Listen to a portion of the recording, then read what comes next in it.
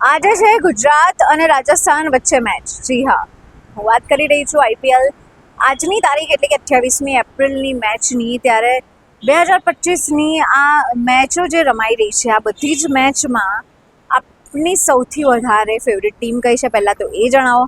અને આજની ટીમમાં વાત કરીએ તો આઈપીએલમાં રાજસ્થાન રોયલ્સ અને ગુજરાત ટાઇટન્સ વચ્ચે જે મેચ રમાવાની છે, બંને ટીમોમાં સિઝનમાં બીજી વખત એકબીજાનો સામનો કરવાનો છે.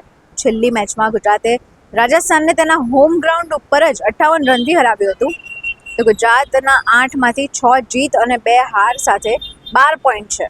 રાજસ્થાને 18મી સિઝનમાં અત્યાર સુધીમાં 9માંથી ફક્ત 2 જ મેચ જીતી છે અને 7ની હારનો સામનો કર્યો છે.